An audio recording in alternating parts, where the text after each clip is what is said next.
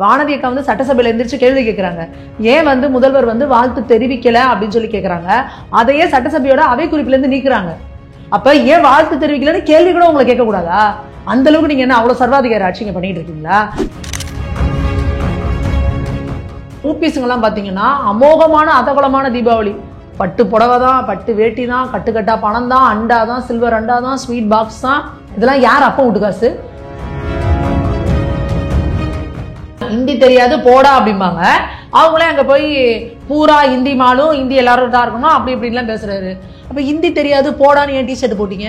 அதாவது தமிழ்நாட்டில் வந்து வெடிக்கிறதுக்கு தான் தடை, குடிக்கிறதுக்கு தடை கிடையாது. நீங்க எவ்வளவு வேணா குடிக்கலாம். போன வருஷம் தீபாவளிக்கு வந்து டாஸ்மாகோட விற்பனை வந்து 430 கோடிகள் இருந்தது. இந்த வருஷம் வச்ச டார்கெட் 600 கோடி. நம்ம மக்கள் அதையும் பீட் பண்ணி 789 கோடிக்கு போயிட்டாங்க. 4000 கோடி ஒதுக்கி இருக்கோம், அவ்வளவுதான், இனிமே ஒரு சொட்டு தண்ணி தேங்காது அப்படின்லாம் நீங்க பில்டப்பை கொடுத்துட்டு இப்போ அவங்க மேயர் பிரியா வந்து பிரஸ் மீட் கொடுக்குறாங்க. 150 இடங்களை கண்டறிந்து அங்க வந்து 100 HP மோட்டார் வச்சிருக்கிறோம் அப்படிங்கிறாங்க. 100 HP மோட்டார் வைக்கிறதுக்கு தான் 4000 கோடி ரூபாய் நீங்க வந்து நிதி ஒதுக்குனீங்களா? இப்போ வந்து இதுல வேற இந்த 2-3 நாளா அந்த ஊபிஸுங்க இருக்கானுங்க பாருங்க. ஐயோ ஆஹா, உதயநிதி பாருங்க, முதல்வர் சின்ன முதல்வர் தூங்கல, நைட்டோட நைட்டா பாக்குறாரு, பகல்லாம் போய் பாக்குறாரு, இங்க போய் பாக்குறாரு, அங்க போய் நிக்கிறாரு. என்னையா நிக்கிறாரு? எங்க போனார் இவ்வளவு நாள்? முதல்வர் சொல்றாரு, துணை முதல்வர் நாங்கள் தயாராக இருக்கிறோம். எதுக்கு? பம்பு செட்டோட தயாரா இருக்காரு துணை முதல்வர். வீட்டுக்குள்ள தண்ணி வந்தோன்னா நாங்க பம்பு செட்டு போட்டு இறச்சி ஊத்திடுவோம் வெளியே. என்னே ஒரு சிறப்பான ஆட்சி, என்னே உந்தன் ராஜதந்திரம் அப்படின்ற மாதிரி, என்னே உந்தன் பராக்கிரமம் அப்படின்னு இவங்க வந்து சில்லறையை சதற விட்டுட்டு இருக்காங்க ஊபிஸுங்க. முதல்வர் சொல்றாரு, என்னங்க வெள்ளம் வந்துருச்சாமே, விவசாய பகுதியெல்லாம் முடிஞ்சிச்சு. யார் சொல்றா அப்படி? எதிர்கட்சிக்காரங்க அப்படி சொல்றாங்க, ஆனா அப்படிலாம் போல அப்படிங்கிறாரு முதல்வர். அப்ப முதல்வருக்கு என்ன நடக்குதுன்னே தெரியலையா? என்ன நடக்குதுன்னே தெரியலன்னா எப்படி அதுக்கு வந்து ஒரு நிவாரணத்துக்கு இது பண்ணுவாரு? ஏழைய வயிற்றுல அடிக்கிறதுக்கு தான் உங்க ஆட்சிக்கு பேரா? இதுதான் நீங்க விடியல் தரேன்னு வந்து உட்காந்தீங்களா? ஏன் எங்களுக்கெல்லாம் சொல்ல மாட்டீங்களா? நாங்கெல்லாம் திறக்கக்கூடாதா? நாங்கெல்லாம் தண்ணியை திறக்கக்கூடாதா? எப்பயே அவங்களோட ஜாதி வெறி போகும்னு கேட்கிறாரு. யாரை கேட்கிறாரு? அந்த பொதிப்பணி துறையில ஒரு அயோக்கியம் உட்காந்துருக்கான்றாரு. யாரை சொல்றாரு அப்படின்றது தெரியல. அப்போ என்ன மாதிரியான ஜாதி வெறி இந்த திமுகல இருக்கு?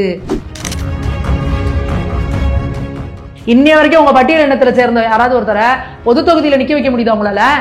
கிடையாது இல்ல. வன்னியர் சர்கள் சொல்றாருல ஒரு இதுல, நீங்க எல்லாம் பொது தொகுதிக்கு ஆசைப்படலாமான்னு கலைஞர் கேட்டாருன்னு. அப்ப அவருக்கு ஈவேரா மேல பயம் இல்லையா?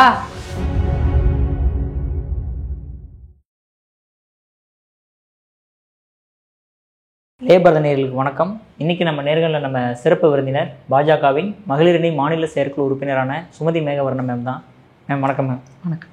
நம்ம ஆக்சுவலாக இப்போ ரீசெண்டாக தீபாவளி முடிஞ்சது மேம். துணை முதலமைச்சர் வந்து நம்பிக்கை உள்ளவர்களுக்கு தீபாவளி வாழ்த்துக்கள்னு சொன்னார் மேம்.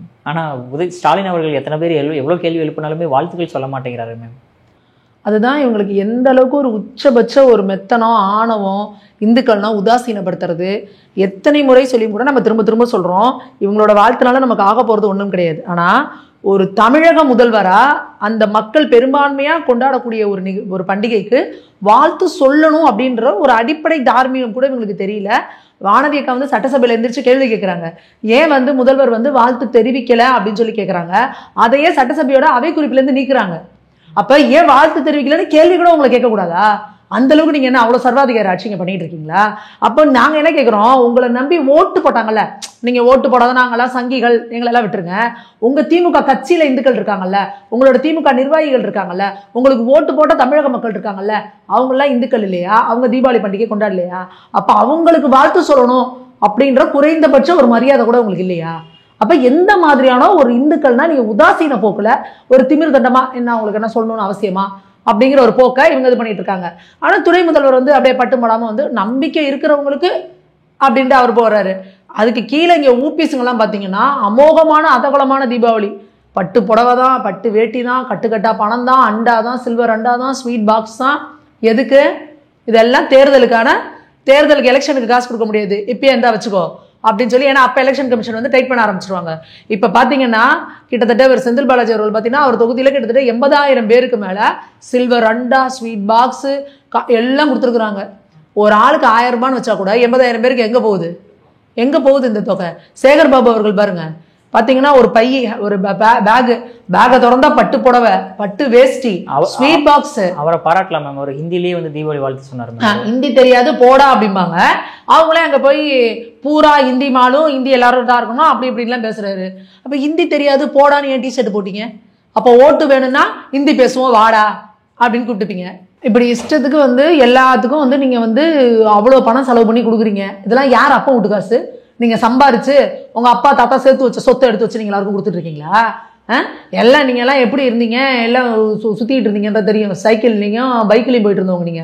இன்னைக்கு எப்படி இப்படி கோடி கோடியும் அவங்களுக்கு வந்து தீபாவளிக்கு வந்து கொடுக்க முடியுதுன்னா, எங்ககிட்ட கொள்ளையடிச்ச காசு எடுத்து அங்க இது பண்ணி இன்னைக்கு வந்து பாட்டிலுக்கு 10 ரூபா வாங்குறது, வேலை வாங்கி தரேன்னு வாங்குறது, அப்புறம் கோர்ட்ல கேட்டோம்னா நாங்களே திருப்பி கொடுத்துட்டோம்னு சொல்றது, இங்க கோவில் காசுல எல்லாம் கொள்ளையடிச்சு இது பண்ணி வச்சுக்கிறது, இப்படிலாம் பண்ணி நீங்க இந்த காசுல என்ன பண்றீங்க? திமுக பேர் உதயநிதி ஸ்டாலின் படத்தையும் போட்டு எல்லாருக்கும் பட்டு புடவை, பட்டு வேஷ்டி, அந்த கட்டை எடுத்து பார்த்தா 500 ரூபா கட்டு அவ்வளோ நோட்டு இருக்கு தீபாவளிக்கு. என்ன காசு இதுக்கெல்லாம் எப்படி கொடுக்குறீங்க நீங்க? இப்படி அமோகமா நீங்க கொண்டாடிப்பீங்க. ஆனா தீபாவளி வந்து ஒரு மூட நம்பிக்கையான பண்டிகை, அதுக்கு நாங்க வாழ்த்து சொல்ல மாட்டோம் அப்படின்னு முதல்வர் வந்து மீட்டர் கணக்குல வந்து தமிழக மக்கள் காதுல வந்து பூ சுத்திக்கிட்டு இருக்காரு. அதே முதல்வருக்கு வந்து கேரளால மலையாளத்துல வந்து இந்த ஓணம் பண்டிகை கொண்டாடுறாங்க, அதுவும் ஒரு இந்து பண்டிகை தான் அப்படின்றத ஒரு துண்டு சீட்டு எழுதி கொடுக்குறவங்க யாராவது சொல்லணும். ஏன்னா மலையாளத்துல எழுதி வச்சு படிக்கிறாரு, எண்ட கேரள ஆசம்சுகள் அப்படின்னு சொல்லிட்டு எல்லாம் பேசுறாரு. அப்படியே மலையாளத்துல எழுதி வச்சு படிக்கிறாரு. ஏன் அப்ப ஏன் அங்க சொல்றீங்க அது இந்து பண்டிகை, ஆனா இங்க சொல்லணும்னு தெரியலையா உங்களுக்கு? அப்ப என்ன இவங்களுக்கு என்னன்னா ஒரு கடுமையான குழப்பம், குளறுபடி, இந்துக்களை ஏதோ ஒரு வகையில இழிவுபடுத்தணும் அப்படின்றதுக்கே ஏதாவது ஒன்று பண்ணணுமேனு பண்ணிட்டு இருக்கிறாங்க. அவ்வளவுதான் மேம். முதல்வர் ஏதாவது குறை சொல்லணுன்றதுக்காண்டியே சொல்லாதீங்க மேம், வாழ்த்து சொல்லன்றதுக்காண்டியே பார்க்க முடியுமா? ஆட்சி எவ்வளவு நல்ல ஆட்சியை கொடுத்துக்கிட்டு இருக்காங்க, மக்கள்லாம் சிறப்பா செழுமையா இருக்காங்க, இப்படிதான் சொல்லி மீடியா வச்சு உருட்டிட்டு இருக்கிறாங்க. நாங்க என்ன சொல்றோம், நீங்க இந்து பண்டிகைங்கிற ஒரே காரணத்துக்காக தான் வாழ்த்து சொல்ல மாட்டேங்கிறீங்க, மித்த பண்டிகைகளுக்கு வாழ்த்து சொல்றீங்க. நான் என்ன சொல்றேன், இந்து மக்களுக்கு சூடு சொரணை வரணும். இந்து மக்கள் என்ன பண்ணணும்னா ரொம்பலாம் கஷ்டப்பட வேணாம், ஒரே ஒரு பிரிண்ட் அவுட் அவங்கவுங்க வீட்டு வாசல்ல எங்கள் பண்டிகைக்கு வாழ்த்து சொல்லாத முதல்வருக்கு ஓட்டு இல்லை அப்படின்னு ஒரு A4 ஷீட்ல பிரிண்ட் எடுத்து அவங்கவுங்க வீட்டு வாசல்ல விட்டுங்க. வெளியிலலாம் போட வேணாம், அவங்கவுங்க வீட்டு வாசல்ல விட்டுங்க, கேட்ல விட்டுங்க. உளுந்தடிச்சுக்கிட்டு எல்லாரும் ஓடி வந்து எல்லாரும் வந்து உங்கள்கிட்ட மன்னிப்பு கேட்டுட்டு அடுத்த தடவைல இருந்து எப்படி வாழ்த்து சொல்றாங்க அப்படின்றத மட்டும் பாருங்க. இவங்க எல்லாமே வாக்கு வங்கி அரசியல் தான். அடுத்து நீங்க ஒண்ணு சொன்னீங்க, அவரோட நிர்வாகத்திறன் எப்படி இருக்குன்னு. அவரோட நிர்வாகத்திறன் எல்லாம் விட்டுருங்க, அவரோட திறனே எப்படி ஒரு இதுன்னு சொல்லி நீங்க சொன்னோம்னா, அங்க ஆத்துல தண்ணி வந்திருக்கு அதுக்கு பூ போடுங்க அப்படின்னா தட்டோட கொண்டு பூவை போடுவாரு. ஒரு சாப்பாடு டேஸ்டா இருக்குன்னு பாருங்கன்னா அண்டா சாப்பாட்டுல அப்படியே வலிச்சு நக்கிட்டு அந்த அண்டா சாத்திலே திருப்பி போட்டுருவாரு. போயிட்டு ஒரு மலர் வளையம் வைங்க அப்படின்னா மலர் வளையத்தையே தலைகீழா திருப்பி வைப்பாரு. ஒரு பதனி குடிக்க கொடுத்தோம்னா பதனியை குடிச்சுட்டு பதனியில சக்கரை போட்டீங்களா அப்படின்னு கேட்பாரு. இந்த அளவுக்கு ஒரு நிர்வாகத்திறன், இவரோட நிர்வாகத்திறன் எப்படி இருக்குன்றதுக்கு இதெல்லாம் ஒரு பெஸ்ட் எக்ஸாம்பிள். இவங்க என்ன பண்ணுவாங்க அப்படின்னா, எப்பா இந்த பிரச்சனை இருக்கு அப்படின்னா அந்த பிரச்சனைக்கு சொல்யூஷன் கிடையாது, அதுல இருந்து உன்னை எப்படி திசை திருப்பன்னு. இப்ப இந்த தீபாவளினா எல்லாரும் ஊருக்கு போவாங்கன்னு தெரியும். கிளாம்பாக்கம் பஸ் ஸ்டாண்ட் ஆரம்பிச்சதுல இருந்து எவ்வளவு குளறுபடிகள், பிரச்சனைகள், மக்கள் போராட்டம், வேதனை வந்துகிட்டே இருக்கு. தீபாவளினா எல்லாரும் ஊருக்கு போவாங்கன்னு தெரியும். விடிய விடிய மக்கள் பிரச்சனை, பஸ் இல்ல, ரோட்ல நிக்கிறாங்க. உடனே ரொம்ப அறிவாளித்தனமா அந்த ஓபிஸ் தான் கேட்கறான், நீ ஏன் முன்கூட்டியே நீ வந்து ரிசர்வேஷன் பண்ணல, ரிசர்வேஷன் பண்ணாம ஏன்டா போற அப்படின்னா, ஏன்டா வெண்ண அவன் வேலை பார்க்கறான்ல, எத்தனை நாள் லீவுங்கிறத முதல் நாள் தான் சொல்லுவாங்க. எல்லாரும் முன்கூட்டி ஏன்னா கார்பரேட்ல ஒர்க் பண்றாங்க, இத்தனை நாள் லீவு டிக்ளேர் பண்றதுக்கு அவனுக்கு நாளைக்கு லீவுனா இன்னைக்கு தான் தெரியும். அவன் எங்க போய் ரிசர்வ் பண்ணுவான்? அவன் அங்க வர்றானா இப்ப ரிசர்வ் பண்ணாம இத்தனை பேர் வருவான், அவனுக்கும் பஸ் ஏற்பாடு பண்ணுங்கிறதான உன்னோட நிர்வாகத்திறன். ஆனா அத்தனை பஸ் எல்லாம் ஏற்பாடு பண்ணல, அங்க என்ன தெரியுமா பண்ணாங்க, ஆர்கெஸ்ட்ரா ரெடி பண்ணாங்க, இசை கச்சேரி, இசை மலையில் நிறைய தயாரா அப்படின்னு. அவன் விடிய விடிய வேதனையோட நின்றுட்டு இருக்கான் பஸ் இல்லாம. அதை ஒண்ணு மீடியாக்கள்லாம் விடிய விடிய கிளாம்பாக்கத்தில் பாட்டு கேட்டு குதூகலித்த மக்கள். எப்படி விடிய விடிய பஸ் இல்ல, சரி பஸ் இல்லாம நிக்கணும்ல, அவங்களுக்கு உட்கார சேர் இருக்கா, சாப்பிட சாப்பாடு இல்ல, பிள்ளைங்களுக்கு பால் இல்ல, ஏன் அங்க பஸ் ஸ்டாண்டு தானே வச்சிருக்கீங்க, அங்க இருக்க கடைங்களுக்கு ப்ராப்பரா இன்ஃபார்ம் பண்ணி இவ்வளவு கூட்டம் வரும். அப்ப அவ்வளவு கூட்டத்தோட பசியோட நிக்கணும்னா போய் ஒரு டீ குடிப்பான், ஒரு சாப்பிடுவான், இல்ல ஒரு டிஃபன் வேணும், ஒரு பிரேக். என்னங்க இது கூட உங்களால பண்ண முடியாதாங்க?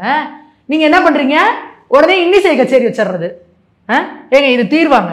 உங்களை கிளாம்பாக்கம் பஸ் ஸ்டாண்ட் நாங்க ஆர்கெஸ்ட்ரா வைக்க சொன்னோமா?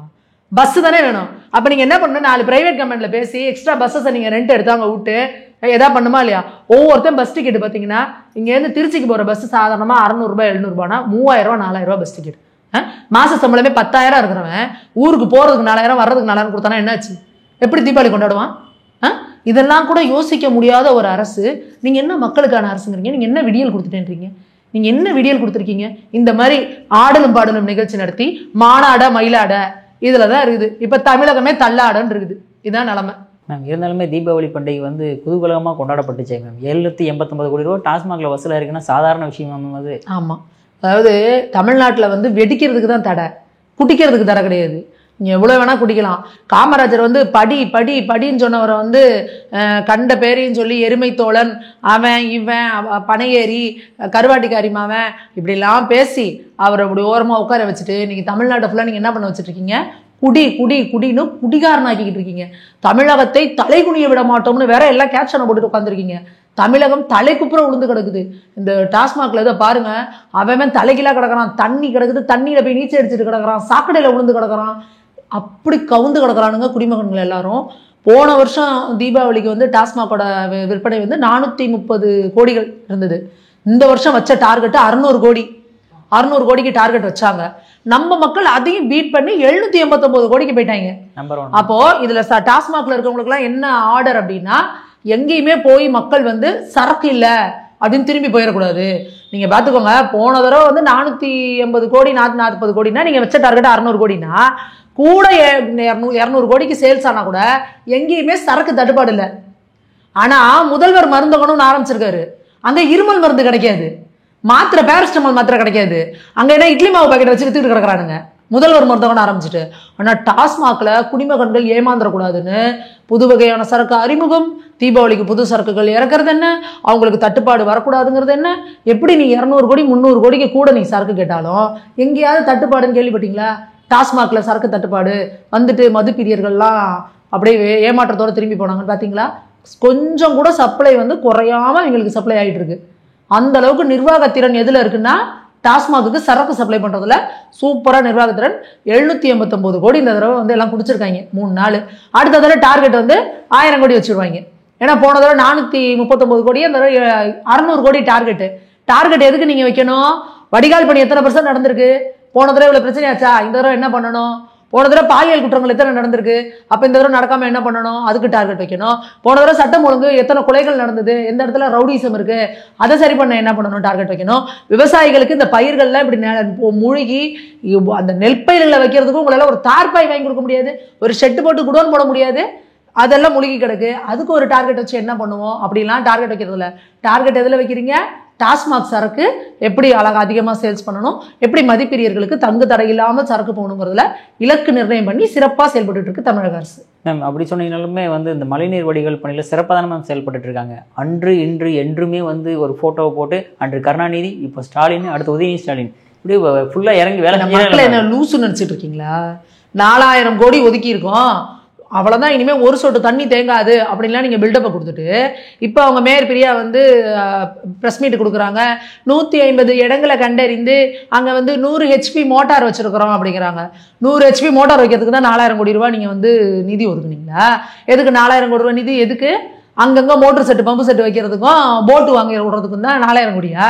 இந்த 4000 கோடத்தில் என்னென்ன பண்ணலாம்? நீங்க எப்ப பார்த்தாலும் இப்ப இதுல வேற இந்த 2-3 நாளா அந்த ஊபிசுங்க இருக்கானுங்க பாருங்க. ஐயோ ஆஹா, உதயநிதி பாருங்க, முதல்வர், சின்ன முதல்வர் தூங்கல, நைட்டோட நைட்டா பாக்குறாரு, பகல்லாம் போய் பாக்குறாரு, இங்க போய் பாக்குறாரு, அங்க போய் நிக்கிறாரு. என்னையா நிக்கிறாரு? எங்க போனார் இவ்வளவு நாள்? வடிகால் பண்ணி எப்ப நீங்க பண்ணிருக்கணும்? மார்ச் ஏப்ரல்ல என்ன பண்ணிருந்தீங்க? இப்ப எனக்கு மத்தியானம் சாப்பாடு குடும்பத்துல எல்லாருக்கும் 1 மணிக்கு நான் சாப்பாடு போடணும்னா எத்தனை மணிக்கு நான் சமையல் ஆரம்பிக்கணும்? 11 மணிக்கு சமையல் ஆரம்பிக்கணும், அல்ல 12 மணிக்காவது நான் சமையல் ஆரம்பிக்கணும். 2 மணிக்கு நான் வந்து நின்றுக்கிட்டு இதோ பாருங்கள் நான் அடுப்படிக்கு சென்று விட்டேன், இதோ அடுப்பை பத்த வச்சுட்டேன், இந்த பாருங்க 3 மணி ஆச்சுன்னா செருப்பை கழட்டி அடிப்பாங்களா இல்லையா வீட்டில் இருக்கவங்க? இவ்வளவு நேரம் என்னத்தை கழட்டிக்கிட்டு இருந்தேன், எங்களுக்கு 2 மணிக்கு சோறு வேணும்னா நீங்க என்ன 2 மணிக்கு அடுப்பை பத்த வச்சுட்டு இருக்கேன்னு? அப்போ இந்த ஒரு சாதாரண இருக்கிறவங்களுக்கு தெரியும். நீங்க ஒரு ஆட்சி நடத்துறீங்க, அதுவும் 4.5 வருஷம் முடிஞ்சிருச்சு. இந்த வருஷம் தான் நீங்க ஆட்சிக்கு வரல, 4.5 வருஷம் முடிஞ்சிருச்சு. ஏற்கனவே இந்த மழை தண்ணியில என்னென்ன ஆட்டம் காமிச்சிங்கன்னு பார்த்தோம். சென்னை என்ன ஆச்சு, திருநெல்வேலி என்ன ஆச்சு, எப்படி மழை பெஞ்சா வருஷம் இந்த பயிர்கள்லாம் எப்படி நெல்லுல முழுது, பயிர்கள்லாம் முழுகுது வெள்ளத்துல, நெற்பயிர்கள்லாம் எப்படி வீணா போகுது, முளைச்சு போகுது, கேட்டுக்கிட்டே தான் இருக்கும். அந்த நேரம் நியூஸா போட்டுட்டு அதுக்கப்புறம் நீங்க விட்டுட்டு இப்ப நீங்க 4000 கோடின்னு கொடுத்த பில்டப்ல அவன் பள்ளமா இருக்கிறவங்க கூட வெளியில போகாம வீட்டுக்குள்ள உட்காந்து கழுத்தளவு தண்ணி வந்து எல்லாம் நாசமா போச்சு. உடனே நீங்க என்ன பண்ணீங்க? நாங்க அதை திருப்பி செஞ்சிருவோம்னா போன மார்ச் ஏப்ரல்ல இந்த வேலையை ஆரம்பிச்சிருக்கணுமா இல்லையா? மார்ச் ஏப்ரல்ல துணை முதல்வர் அதுக்கெல்லாம் வடிகால் பண்ணிக்கலாம் பார்வையிட போயிருக்கணும். என்ன பண்ணிருக்கீங்க? இன்னும் 3 மாசத்துல மழை வரப்போகுது, என்ன சரி பண்ணிருக்கீங்க? ஏன்னா எப்பவுமே டிசம்பர்ல வெளில வரும், அதை பார்த்து பண்ணிருக்கணுமா இல்லையா? அதை பண்றதை விட்டுட்டு இப்ப மழை வந்துருச்சு, மழை பேஞ்சுக்கிட்டு இருக்கு. இப்போ போய் நான் போய் பாருங்கள், முட்டி அளவு தண்ணியில் போய் நிற்கிறார், காலளவு தண்ணி நிற்கிறார். இன்னொன்று ரோட போய் பாருங்க, எந்த ரோடாவது சமமா இருக்கா? அவ்வளோ ரோடும் பள்ளம் பள்ளம் பள்ளம். முதல்வர் சொல்றார், துணை முதல்வர், நாங்கள் தயாராக இருக்கிறோம். எதுக்கு? நீங்க தயாரா இருக்கிறீங்க, இங்க வீட்டுக்குள்ள தண்ணி வந்துடும். எதுக்கு? பம்பு செட்டோட தயாரா இருக்காரு துணை முதல்வர். வீட்டுக்குள்ள தண்ணி வந்தோன்னா நாங்க பம்பு செட்டு போட்டு இறச்சி ஊத்திடுவோம் வெளியே. என்னே ஒரு சிறப்பான ஆட்சி, என்னே உந்தன் ராஜதந்திரம் அப்படின்ற மாதிரி, என்னே உந்தன் பராக்கிரமம் அப்படின்னு இவங்க சில்லறையை சதற விட்டுட்டு இருக்காங்க ஊபிசுங்க. இப்போ திருப்பி திருப்பி வருஷா வருஷம் மழை வந்தா வெள்ளம் வரும், வீட்டுக்குள்ள தண்ணி வரும் அப்படின்றது இங்க எழுதப்படாத விதியா போயிடுச்சு. மக்களை ஏமாத்தணும், முட்டாளாக்கணுங்கிறதுல நீங்க ரொம்ப தெளிவுபட இருக்கிறீங்க. மேயரமாவும் ரொம்ப தெளிவா சொல்றாங்க, பம்பு செட்டு ரெடியா இருக்குப்பா, நாங்க வடிகால் பண்ணிலாம் ஒன்றும் கழட்டல, பம்பு செட்டும் படகு தான் 4000 கோடிக்கு வாங்கி வச்சிருக்கோம், எல்லாம் தண்ணி வீட்டுக்குள்ள பூந்ததுக்கு அப்புறம் இறச்சி ஊத்துவோம் அப்படின்னு சொல்றாங்க. சென்னை மாதிரியான இவ்வளோ அட்டென்ஷன் மீடியா எல்லாம் இருக்கிற இடத்துல இப்படி நீங்க இன்னும் தமிழ்நாடுல அந்த கிராமத்தெல்லாம் பாருங்க, இந்த சின்ன சேலம், கள்ளக்குறிச்சி, இந்த பக்கம் கன்னியாகுமரி, திருநெல்வேலி, இந்த சைடு கடலூர்ல எல்லாம் பாருங்க அந்த மக்களோட வாழ்வாதாரத்தை. நீங்க இந்த சென்னையில ரோட பாருங்க, எந்த ரோடாவது நீங்க வண்டி ஓட்டுறதுக்கு தகுதியான ரோடுகளா இருக்கா? இந்த அவங்க சொல்லுவாங்கல்ல, அந்த மாதிரிதான் வீடெல்லாம் வெள்ளம், ரோடெல்லாம் பள்ளம், இப்படிதான் வச்சிருக்கீங்க. ஒதுக்குனது 4000 கோடி, அதுக்கு போட்டும் பம்பு செட்டு ரெடி. இதுதான் உங்க திராவிட மாடல் ஆட்சியா? நீங்க என்ன சொன்னீங்க? விடியல் தர போறாரு. நீங்க மழை தண்ணிக்கு வடியிலே தர முடியல உங்களால. நீங்க என்ன விடியல தந்து கிழிச்சிட போறீங்க எங்களுக்கு? ஒரு தடவை தப்பு பண்ணலாங்க, ஒரு நல்ல மாட்டுக்கு ஒரு சூடும்பாங்க. இப்ப மாட்டுக்கே அப்படின்னா மனுஷனுக்குலாம் எப்படிங்க? நீங்க எத்தனை தடவை இந்த தடவை வெள்ள தடவை உள்ள வருது, நீங்க இதே பொய்ய சொல்றீங்க. மீடியாவை வச்சு நீங்க என்ன பண்ணுவீங்க? ஒட்டுமொத்த மீடியாவை கை வச்சு, ஆஹா பாருங்கள், வெள்ளத்தில் நீச்சல் குளமாக மாறிய சென்னை, குடிமக்கள் ஆவலாக நீச்சல் குளத்தில் நீச்சல் அடித்து குதூகலமாக என்ஜாய் பண்ணினர். மக்களை காண ஆவலாக ஊருக்குள் வந்த முதலை, பாம்புகள் மக்கள் ஆர்வமாக கண்டு கழித்தனர். குழந்தைகள் போட்டில் பாடிய பறி குதூகலமாக சென்றனர். இப்படி எல்லாம் போட்டு உங்க மீடியாவை கையில வச்சுக்கிட்டு நீங்க திசை திருப்புற வேலையை பார்ப்பீங்க. உண்மையா அங்க இருக்கிறவனோட நிலைமையை பாருங்க. இன்னைக்கு அப்புறம் அவங்க சொல்றாங்க, பிரியா அவங்க பேசுறப்ப சரி, துணை முதல்வர் சொல்றாரு, சமுதாய நல கூடங்கள் தயாரா இருக்கு, இத்தனை கிச்சன், சோசியல் கிச்சன், நாங்கள் கிச்சன் ரெடி பண்றோம். எதுக்கு கிச்சன் ரெடி பண்றீங்க? எங்க வீட்டுக்குள்ள உள்ள தண்ணி ஃபுல்லா பூந்து வீட்டில் இருக்கிற சோஃபா, ஃப்ரிட்ஜு, வாஷிங் மிஷினு, உள்ள வச்சிருக்க டாக்குமெண்ட்டு, டிவி எல்லாம் போயிடும். நீங்க போடுற சோத்தை நாங்கள் திங்கிறதுக்கு நாங்கள் அங்கே உட்காந்துருப்போம். இந்த சோறு போடுறதுக்கு தான் 4000 கோடி ஒதுக்குனதா? இதுல வேற அந்த அம்மா சொல்றாங்க 150 இடத்துல கிச்சன் ரெடியா இருக்குதான், இன்னும் எத்தனை இடங்கள்ல போடணும்னு நாங்கள் இது பண்றோம்னு. இதை நீங்க எப்ப பண்ணிருக்கணும்? 150 இடங்கள் தாழ்வான பகுதின்னு உங்களுக்கு இப்பதான் தெரியுதா மழை வந்ததுக்கு அப்புறம்? அப்ப அந்த பகுதியில் அடிச்சு வடிகால் பண்ணி என்ன பண்ணிட்டு இருந்தீங்க? அப்ப எப்ப பார்த்தாலும் மழை வந்தா இந்த வேலையை ஆரம்பிக்கிறது, வீட்டுல இருக்க எல்லாத்தையும் போட்ல ஏற்றி கொண்டு போய் இங்க சமுதாய நிலை கூடத்தில் தங்க வைக்கிறது, திருப்பி கொண்டாந்து விட்டுட்டு நீங்க போயிருவீங்க. அதுக்கப்புறம் வீட்டுல தலையில துண்டை போட்டு உட்காந்துருக்கிறது யாரு? வீட்டுக்குள்ள ஒரு ஆள் அளவுக்கு தண்ணி வந்துச்சுன்னா வீட்டுல இருக்க பொருள் ஏதாவது மிச்சமாகுமா? அந்த வீட்டுல இருக்கிறவங்க எல்லாருமே, இங்க எல்லாருமே சென்னையில எல்லாருமே கோடீஸ்வரனா இருக்கிறாங்களா? ஒன்றும் பிரச்சனை, எல்லாத்தையும் தூக்கி வெளியே போட, திருப்பி எல்லாத்தையும் வாங்கிக்கோன்னு. ஒரு டிவி வாங்கணும்னா அதுக்கு 6 மாசத்துலேருந்து 1 வருஷம் இஎம்ஐ கட்டுறான். ஒரு வாஷிங் மிஷின் வாங்கணும், ஒரு ஃப்ரிட்ஜ் வாங்கணும், ஒரு சோஃபா வாங்கணும்னா கூட கையில் வச்சிருக்க மொபைல்ல இருந்து லேப்டாப் முதற்கொண்டு இன்னைக்கு இருக்க மிடில் கிளாஸ் மேன் எல்லாரும் 6 மாசத்துலேருந்து 1 வருஷத்துக்கு இஎம்ஐ கட்டுறான். அவனோட வாழ்நாள் உழைப்பு, வாழ்நாள் சேமிப்பு, அந்த வீட்டில் இருக்கிற பொருட்கள் எல்லாமே அவன் குருவி சேர்க்கிற மாதிரி ஒன்னொன்னா ஒரு டிவி வாங்கி அந்த இஎம்ஐயை முடிச்சு, அடுத்து ஃப்ரிட்ஜ் வாங்கி அந்த இஎம்ஐயை முடிச்சு, அடுத்து வாஷிங் மிஷின் வாங்கி அவன் எல்லாம் பண்ணி வச்சிருப்பான். நீங்க ஒரே நாள்ல எல்லாத்தையும் நாசம் பண்ணி விட்டுட்டு 6000 ஓவா கொடுப்பீங்க. அதையும் விரிச்சு வச்சு நிக்க வச்சு பொதுமக்கள் குதூகலம், மகிழ்ச்சி வெள்ளத்தில் மகளிர் அப்படின்னு வெக்கமே இல்லாம நீங்க விளம்பரம் பண்ணிப்பீங்க. மக்களோட அவஸ்தை வேதனையை நீங்க எப்பதான் புரிஞ்சுப்பீங்க? படிக்கிற பிள்ளைங்களோட வேதனையை நினைச்சு பாருங்க. அந்த பிள்ளையோட பாட புத்தகத்துல இருந்து, சர்டிபிகேட்ல இருந்து, வேலை பார்க்குறவங்களோட டாக்குமெண்ட்ஸ்ல இருந்து, வீட்டு டாக்குமெண்ட்ஸ்ல இருந்து தண்ணியில போயிட்டு அந்த டாக்குமெண்ட்டை திருப்பி வாங்குறதுக்கு எவ்வளவு அவஸ்தைப்பட்டு உட்காந்துருக்காங்க. போன வருஷம் தண்ணியில மாட்டின டாக்குமெண்ட்டை இப்ப வரைக்கும் வாங்க முடியாம அலைஞ்சிட்டு இருக்கதா இருக்கான். இந்த இப்ப அடுத்து திருப்பி தண்ணி வர ஆரம்பிச்சிருச்சு இந்த மலைக்கே.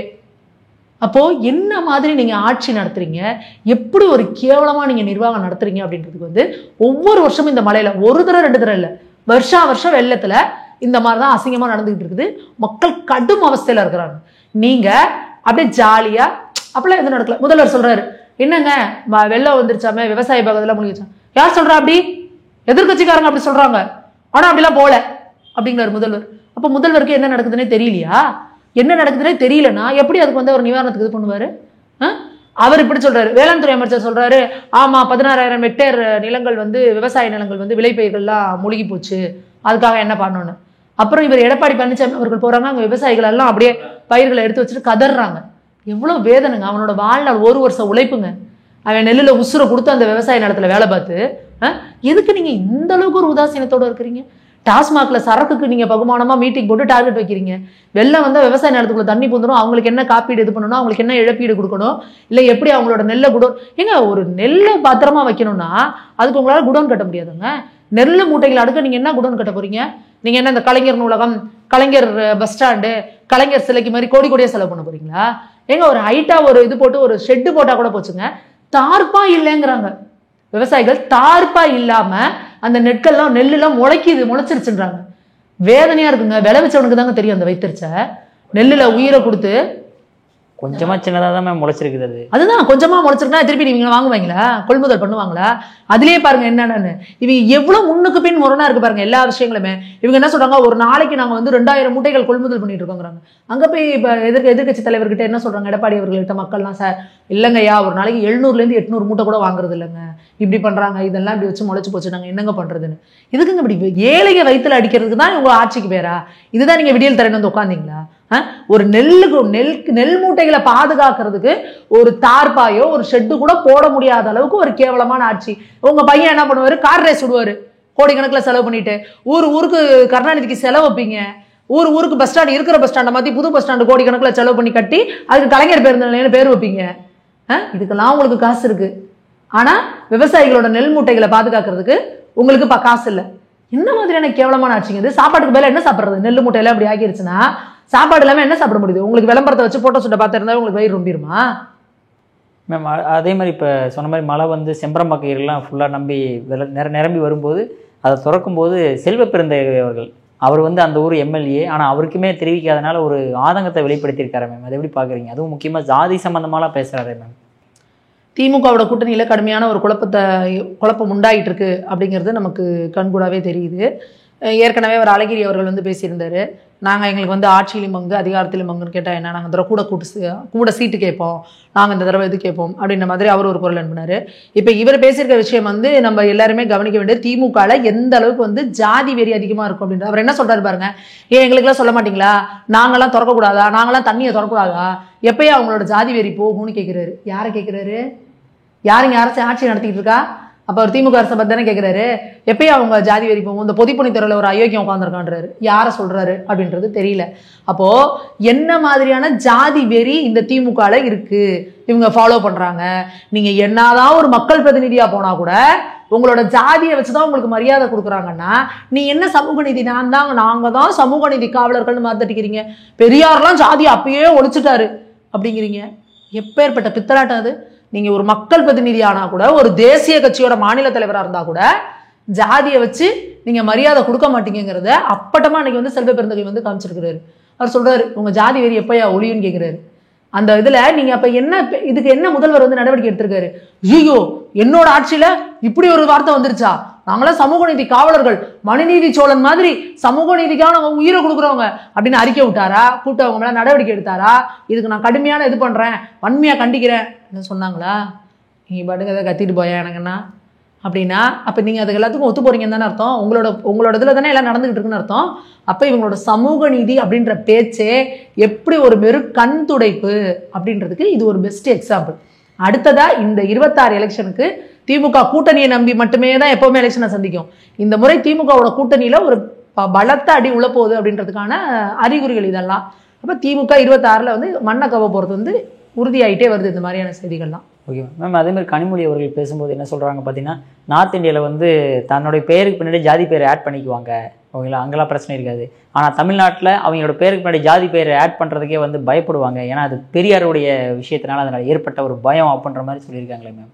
பயம் கத்திரிக்கலாம் ஒன்றும் கிடையாது. நீங்கள் கொடுத்த சீனு இவங்களே என்ன பண்ணிட்டாங்கன்னா, மக்கள் மனசில் வந்து ஜாதி பேரை அதாவது ஜாதி பேரை பின்னாடி போட்டிருக்கவங்களாம் ஜாதி வெறியும் கிடையாது. நீ எந்த பொறுப்புக்கு போனா கூட உன்னைய ஜாதியை வச்சு மட்டம் தட்டுவேன்னு நினைக்கிறான் பாரு, அவன் தான் ஜாதி வெறியன். புரியுதா? நீங்க ஜாதியை வந்து இது பண்ண மாட்டேன்னா ஏன் வந்து ஜாதியை வச்சு படம் எடுக்கிற படத்தெல்லாம் போய் பார்த்து நீங்க ப்ரமோட் பண்றீங்க? எப்பா நாங்க சமூக நீதி காவலர்கள், நாங்க ஜாதியவே ஒழிச்சிட்டோம், வேற ஜாதியை ஒழிச்சிட்டாரு, நீ ஏன் ஜாதியை வச்சு படம் எடுக்கிற? கேட்க தைரியம் இருக்கா உங்களுக்கு? ஏன் அந்த ஜாதி படத்துல போய் நடிக்கிறாரு துணை முதல்வரே? அப்ப அதை வச்சு நீங்க ஒரு ஆதாயம் தெரிவிக்கிறீங்க. அந்த பட்டியலின மக்கள் கிட்ட ஒரு அவங்க கிட்ட ஒரு இரக்க மனப்பான்மையை உருவ பண்ணி, பாருங்க நாங்க தான் உங்களுக்கு இதுன்னு சொல்லி அவங்கள ஒரு தாழ்வு மனப்பான்மை கொண்டு போய் நீங்க அதுல ஒரு ஓட்டு ஆதாயம் நீங்க தெரிவிக்கிறீங்க. நீங்கள் இதெல்லாம் பண்ணுறீங்கல்ல, ஏன் ஜிடி நாயுடுன்னு சொல்லி பாலத்துக்கு பேர் திறந்தாங்க? அது அக்கா கேள்வி கேட்டாங்களா? அக்கா எம்பி எலெக்ஷன் என்னாங்கல்ல, அப்போ என்ன போஸ்ட் ஓட்டினாங்களா? கனிமொழி நாடார், நாடார் இன மக்களே ஓட்டு போடுங்கள், உங்கள் இன பெண் வந்து நிற்கிறாங்க, நம்ம சமூகத்தை சேர்ந்த பெண் நிற்கிறாங்க, போஸ்ட் ஓட்டினாங்களா இல்லையா? அப்பயும் அக்கா கேள்வி கேட்கல. அப்போ என்ன ஈவேராவோட கொள்கையெல்லாம் காற்றுல பறந்து போச்சா? அதுக்கு முன்னாடி எலெக்ஷனுக்கு முன்னாடிலாம் ஈவேராவோட படத்தை போட்டு ட்விட்டரில் வச்சுருந்தாங்க. எப்போ எலெக்ஷனில் இது பண்ண ஆரம்பிச்சாங்களோ அந்த படத்தெல்லாம் தூக்கி விட்டுட்டு பனைமரம் அதெல்லாம் போட்டு அப்படியே ஒரு அந்த ஏரியா பொண்ணு, நான் நாடார் என்ன பொண்ணு அப்படிங்கிற மாதிரி ஒரு இதை பில்டப் கிரியேட் பண்ணாங்க ட்விட்டரில். எதுக்கு இந்த ரெட்டை வேஷம் போடுறீங்க? உங்களுக்கு இந்த ஜாதி இதெல்லாம் பார்த்தீங்கன்னா எந்த ஐடியாலஜி உங்களுக்கு கிடையாது, தெரியவும் தெரியாது. உங்களுக்கு தெரிஞ்சது எல்லாமே ஜாதியை வச்சு மக்களை எப்படி பிரிக்கலாம். ஏன்னா இந்த 4 மாடுகளும் ஒரு சிங்கமும் கதை மாதிரி தான். இந்த மக்கள் பிரிஞ்சாதான் உங்களுக்கு ஓட்டு. இவங்க அடிச்சுக்கிட்டு பிரிஞ்சுக்கிட்டு இவங்களுக்குள்ள பண்ணிக்கிட்டு இருந்தாங்கன்னா நம்ம பண்ணதெல்லாம் மறந்துடுவான், நமக்கு ஓட்டு போடுவான் அப்படின்ற மாதிரி சிம்பிளாக ஜாதியை வச்சு அவங்கள பிரிச்சாடணும் அப்படின்றதான் உங்களுக்கு எவ்வளோச்சு. பட்டியலின மக்களுக்காக நீங்கள் என்ன நல்லது பண்ணியிருக்கீங்க? பட்டியலின மக்களுக்கு நீங்கள் என்ன மரியாதை கொடுக்குறீங்க? உங்கள் கட்சியில் இருக்கிற அதிகாரிகளும் சரி, நிர்வாகிகளும் சரி, அமைச்சர்களும் சரி, எம்எல்ஏக்களும் சரி, பட்டியலின மக்களுக்கு என்ன மரியாதை கொடுக்குறாங்க? உங்கள் கூட்டணியில் இருக்க பட்டியலின தலைவர்களுக்கு உட்கார்றதுக்கு சேர் கொடுக்குறீங்களா? நல்ல சேர். நீங்கள் உட்காந்துருக்கப்ப நின்றுகிட்டே பேசுறது, கால் மேலே கால் போட்டு பேசுறது, அவங்க ஜாதியை சொல்லி இழிவா திட்டுறது எத்தனை வீடியோக்கள் வந்துகிட்டே இருக்கு. இந்த இப்ப செல்வ பெருந்தகை சொல்லியிருக்கிறாரு, உங்க ஜாதி வெறி எப்பயா போகும்? நான் வந்து தாழ்த்தப்பட்ட ஜாதி பட்டியலின ஜாதியை சேர்ந்தவன்றதுனால ஒரு டேம் திறக்கிறத என்ன சொல்ல மாட்டேங்கிற, நான் தண்ணியை தொட்டா தீட்டான்னு கேட்கிறாரு. இதுக்கு கனிமொழி அங்க போய் நின்றுக்கணும்ல, நான் நாக்க பிடிக்கணும்ல. ஐயோ இந்த அவமானமா எங்க ஆட்சியில, சமூக நீதி ஆட்சியில் இப்படி நடக்குமா? ஈவேராவுக்கு பின்னாடி பேருக்கு பின்னாடி ஜாதி போடவே பயப்படுறாங்கன்னா அப்ப ஜாதி போட்டு வேங்க வேல மலத்தை கலந்தது என்ன பயம்? உங்களுக்கு பயம் இல்லையா? நாங்குநேரியில வீடு பூந்து வெட்டினாங்களே ஒரு மாணவனை, அப்போ உங்க மேல பயம் இல்லையா? எத்தனை ஆணவ கொலைகள் நடந்துகிட்டு இருக்கு, அப்போ உங்க மேல பயம் இல்லையா? எத்தனை பட்டியலின மக்கள் மேலான தாக்குதல்கள் நடந்துகிட்டு இருக்கு, அப்போ உங்க மேல பயம் இல்லையா? பேருக்கு பின்னாடி ஜாதி பேரை போட்டுக்கிறது மட்டும்தான் பயமா? நான் சொல்றேன், பேருக்கு பின்னாடி ஜாதி பேர் போடுறேன்னா அது எங்க அப்பன் பேர் மாதிரி, அது என்னோட இனிஷியல். இனிஷியல் எங்க அப்பன் இன்னார்தான் அப்படின்னு சொல்றது எனக்கு தப்பு கிடையாது. எங்க அப்பன் தாண்டா ஒசந்தவன் சொல்றான் பாரு, அதுதான் தப்பு. நீ வந்து அவங்கவுங்களுக்கான ஜாதி அடையாளம், சமூக அடையாளம், சமூக பெருமை எனக்கு இருக்கு. நான் யாரையும் மட்டமா நினைக்க மாட்டேன், யாரையும் மட்டம் தட்ட மாட்டேன். அந்த புரிதல் தான் இருக்கணுமே ஒழிஞ்சு நான் பேருக்கு பின்னாடி போட்டுக்க மாட்டேன், அவங்கள என்னென்னலாம் நான் கீழே தள்ளி எல்லாம் பண்ணணுமோ அதெல்லாம் பண்ணுவேனா? அப்ப சமூக நீதினா என்னன்னு திருப்பி இவங்க எல்லாம் படிச்சுட்டு வரணும். இவங்க சமூக நீதின்ற பேர்ல மக்களை ஏமாத்திக்கிட்டு இருக்காங்க அப்படின்றத புரியணும். இன்னைய வரைக்கும் வேங்க வேலுக்கு விடிவு காலம் பிறந்திருக்கா? என்ன பண்ணிருக்கீங்க நீங்க? அப்ப யாருக்கிட்ட வச்சு ஏமாத்திக்கிட்டு இருக்கீங்க? என்ன நீங்க செஞ்சிருக்கீங்க? பட்டியலின மக்களுக்கான நன்மை என்ன செஞ்சிருக்கீங்க? இன்னைய வரைக்கும் உங்க பட்டியல் இனத்துல சேர்ந்த யாராவது ஒருத்தரை பொது தொகுதியில நிக்க வைக்க முடியுதா உங்களால? கிடையாது இல்ல. வன்னியர் சர்கள் சொல்றாருல ஒரு இதுல, நீங்க எல்லாம் பொது தொகுதிக்கு ஆசைப்படலாமான்னு கலைஞர் கேட்டாருன்னு. அப்ப அவருக்கு ஈவேரா மேல பயம் இல்லையா? அப்ப ஜாதியை வச்சு அவங்க பேசுவாங்களா? யாரங்க ஏமாத்திக்கிட்டு இருக்கீங்க? இன்னைக்கு வந்து சமூக வலைதளத்துல நீங்க பண்ணுனது பேசுனது எப்பப்பயோ நடந்தது எல்லா ரெக்கார்டும் கிடக்கு, புரியுதா? அதனால நீங்க ஊரை ஏமாத்த முடியாது. இந்த ஏமாத்துற வேலையை நிறுத்திட்டு பட்டியலின மக்களுக்கு நீங்க என்ன செஞ்சீங்கன்றத முதல்ல சொல்லுங்க. அவங்களுக்கு என்ன நியாயம் வாங்கி கொடுத்துருக்கீங்கன்றத முதல்ல உங்க சொல்லுங்க. நம்ம கடைசி ஒரு கேள்வி மேம், திருமாவளவன் அவர்கள் வந்து நேற்று பேசும்போது என்ன சொல்றாரு அப்படின்னு பார்த்தீங்கன்னா, அதாவது அதிமுகவை காலை வாரிட்டு வந்து பாஜக 2வது இடத்துக்கு வரதுக்கான முயற்சி பண்ணிக்கிட்டு இருக்கு, அது வந்து அதிமுக தெரியாம இருக்கிறாங்க, அதை சொன்னா நம்மளையே எதிர்த்து கேள்வி கேட்கறாங்க அப்படின்ற மாதிரி சொல்றாரு. முதல்ல இவர் விசிக கட்சிக்குள்ள என்ன நடக்குதுன்னு இவரை பார்க்க சொல்லுங்க. இவர் எதுக்கு அதிமுகலாம் அட்வைஸ் பண்ணிட்டு இருக்காரு? இவர் கார்ல உட்காந்துருக்கையிலே அவங்க கட்சிக்காரங்க 2ஆ பிரிஞ்சு அடிச்சுக்கிறாங்க ஒருத்தனோட ஒருத்தன். அங்கே வந்து விசிகா உடைந்தது விசிகான்லாம் போட்டுக்கிட்டு உட்காந்துருக்குறாங்க. உங்க கட்சிக்குள்ளேயே என்ன நடக்குதுன்னு தெரியல. ஏற்கனவே ஆதவர்ஜுனா இவர் ஒன்று சொன்னாரு, ஆதவர்ஜுனா சொன்னாரு, அது ஒன்றும் இல்லைனாரு, அவர் பிரிஞ்சு அங்கே போனாரு. நீங்க ஒன்று சொல்றீங்க, அவங்க ஒன்று சொல்றாங்க. இப்படி உங்க கட்சிக்குள்ளேயே என்ன நடக்குதுன்னு உங்களுக்கு தெரியல. உங்க கட்சிக்காரங்களே மதிக்க மாட்டேங்கிறாங்க, ஒரு கொடி கூட நட விட மாட்டேங்கிறாங்கன்னு உங்களுக்கு அங்கே கூட்டணிக்குள்ள குழப்பமா இருக்கு. நீங்க ஏங்க அவ்வளோ அக்கறையாங்க உங்களுக்கு அதிமுக மேல? அவ்வளவு அக்கறையா இருந்தா அதிமுக கூட போய் சேர்ந்துக்கோங்க, கட்சியை கொண்டு அங்கே நினைச்சுக்கோங்க. அதிமுக மேல அவ்வளோ அக்கறை இருந்தா நீங்க அவ்வளோ நல்லவங்களா? நீங்க எதிர்கட்சியில இருக்கிறவங்க வந்து ஆகா நல்லபடியா வரணும்டா அப்படின்னு நினைக்கிற அளவுக்கு நீங்க எல்லாம் வந்து தீர்க்கதரிசிகளா? நீங்க எல்லாம் அவ்வளவு சாந்த புருஷர்களா? நீங்க என்னென்ன பண்ணிட்டு இருக்கிறீங்க? நீங்க ஏங்க இவ்வளவு அக்கறைப்படுறீங்க? உங்களுக்கு என்ன பிரச்சனை? பாஜக வந்து பேசு பொருளா இங்க இருக்கக்கூடாது, என்னடா எது பண்ணாலும் இங்க பாஜக இல்லாம அந்த அரசியலை பண்ண முடியலையே அப்படின்ற கடுப்பு உங்களுக்கு இருக்கு. அதுக்கு நீங்க வந்து என்ன பண்ணிட்டு இருக்கிறீங்க?